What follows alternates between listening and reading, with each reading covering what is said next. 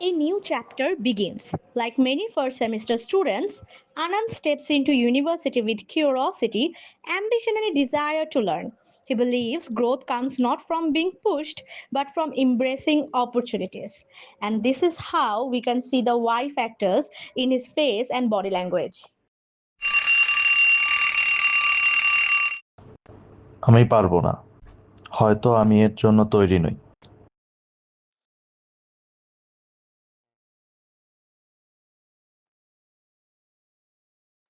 Clubbing saving সব বাদ দাও, পরীক্ষায় ফোকাস করো। নাহলে তোমার জব হবে না।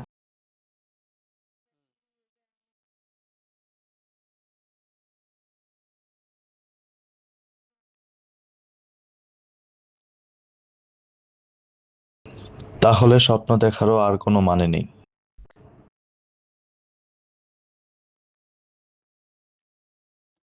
He walks away as a machine built by repetition. Behind him, another student arrives unaware that the cycle has already begun.